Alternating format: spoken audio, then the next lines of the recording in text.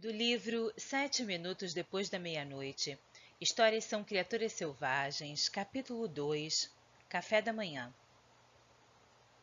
Mamãe? Perguntou Connor entrando na cozinha. Ele sabia que ela não estaria ali. Connor não estava ouvindo o apito da chaleira e a mãe sempre colocava a água para ferver pela manhã. Mas ultimamente se pegava perguntando muito por ela ao entrar nos cômodos da casa. Connor não queria assustá-la no caso de ela ter adormecido onde não tivesse planejado. Mas sua mãe não se encontrava na cozinha, o que significava que ela provavelmente ainda estava na cama, o que significava que Connor teria de preparar o café sozinho, algo que ele se acostumou a fazer. Tudo bem. Ótimo, na verdade, especialmente esta manhã. Ele foi correndo até a lata de lixo e enfiou quase até o fundo o saco que carregava, cobrindo-o com outros lixos para que ele não ficasse evidente. Pronto, disse ele para ninguém, parando para respirar por um segundo. Então fez que sim com a cabeça e emendou. Agora, o café da manhã. Um pouco de pão na torradeira, um pouco de cereais na tigela, um pouco de suco no copo e pronto. Ele já podia se sentar à mesinha da cozinha para comer. Sua mãe tinha o próprio pão e cereais, comprados numa loja natureba da cidade, e Connor agradecia por não precisar comer aquilo também. O sabor era tão desagradável quanto a aparência. Ele consultou o relógio. 25 minutos antes que precisasse sair. Ele já estava com o uniforme da escola, a mochila preparada e à espera junto dele à porta. Ele tinha feito tudo sozinho. Connor se sentou de costas para a janela da cozinha, aquela sobre a pia que dava para o jardinzinho dos fundos, diante do trilho do trem e da igreja com seu cemitério. E o teixo. Connor comeu outra colherada de cereal. O barulho da mastigação era o único som da casa toda. Foi um sonho. O que mais poderia ter sido? Pela manhã, quando abriu os olhos, a primeira coisa que olhou foi a janela. Ela ainda estava ali, claro, sem nenhum estrago, sem nenhuma abertura para o jardim. Claro que foi um sonho. Só um bebê pensaria que aquilo realmente aconteceu. Só um bebê acreditaria que uma árvore, sério, uma árvore, desceu a colina e atacou a casa. Connor riu um pouco ao pensar naquilo, na estupidez da ideia, e então saiu da cama e sentiu um rangido sob seus pés. Cada centímetro do piso do quarto estava coberto por folhinhas afiadas de teixo. Ele pôs outra colherada de cereal na boca sem olhar para a lata de lixo, onde havia colocado o saco plástico cheio das folhas recolhidas do quarto pela manhã. Foi uma noite de ventos fortes. O vento claramente soprou as folhas por sua janela aberta. Claramente. Connor terminou de comer o cereal e a torrada. Bebeu o restante do suco e depois passou uma água nas louças, colocando-as na máquina. Ainda 20 minutos para sair.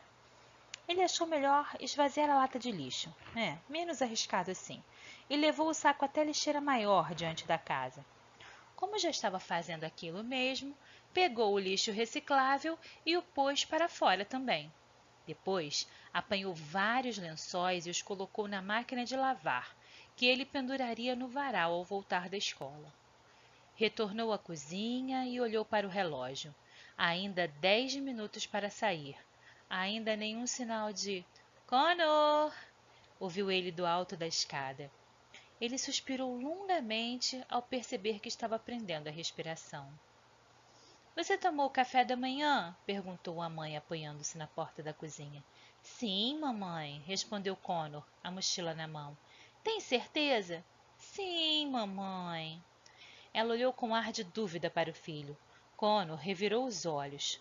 Torrada, cereal e suco, disse ele. Coloquei a louça na máquina. E tirou o lixo, completou a mãe baixinho, observando que ele deixara a cozinha bem limpa.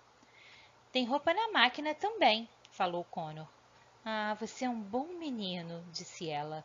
E apesar de sua mãe estar sorrindo, ele também percebia tristeza na voz dela. Desculpe por não ter acordado. Ah, tudo bem. É por causa dessa nova sessão de... Tá tudo bem, interrompeu Connor. Ela parou, mas ainda sorria para o filho. Ela não tinha prendido o lenço na cabeça e a sua careca parecia macia e frágil sob a luz matinal, como a de um bebê. Connor sentiu uma pontada no estômago com essa visão. Filho, foi você que eu ouvi ontem à noite? Perguntou ela. Connor ficou paralisado. Quando? Ah, logo depois da meia-noite, acho, disse ela, ligando a chaleira. Achei que estava sonhando, mas posso jurar que ouvi sua voz. Ah, mãe, provavelmente estava falando dormindo. Provavelmente, concordou a mãe. Ela pegou uma caneca do armário perto da geladeira. Ah, filho, esqueci de te dizer, continuou calmamente. Sua avó chega amanhã. Connor encolheu os ombros. Ah, mamãe. Eu sei, disse ela, mas você não deveria fazer seu café todas as manhãs. Todas as manhãs? Repetiu Connor. Quanto tempo ela ficará aqui? Connor! Não precisamos dela aqui. Você sabe como eu fico nesse ponto dos tratamentos, Connor. Tudo tem dado certo até aqui. Connor! Interrompeu a mãe, tão ríspida que aquilo pareceu surpreender os dois. Fez-se um longo silêncio, então ela sorriu novamente, parecendo muito cansada mesmo. Eu farei o possível para que essa situação seja breve, tá? Eu sei que você não gosta de abrir mão do seu quarto e sinto muito.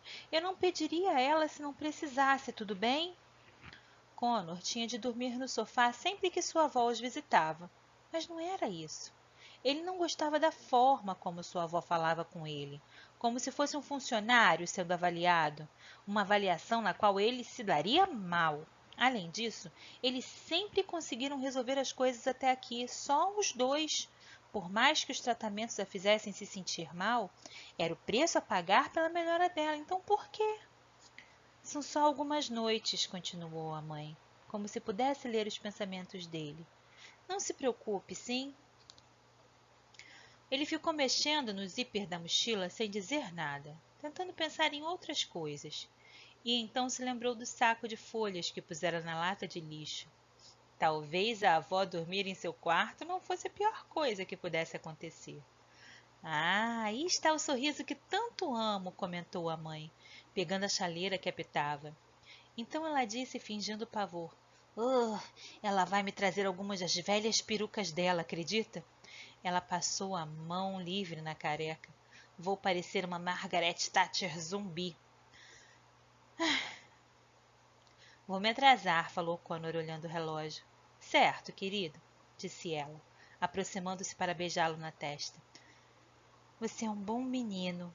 Queria que você não tivesse de ser tão bonzinho. Ao se dirigir para a escola, ele a viu levar o chá até a janela sobre a pia da cozinha. E, ao abrir a porta da frente para sair, ouviu-a dizer: Olha, lá está aquele velho texto, como se falasse consigo mesma. Fim do capítulo.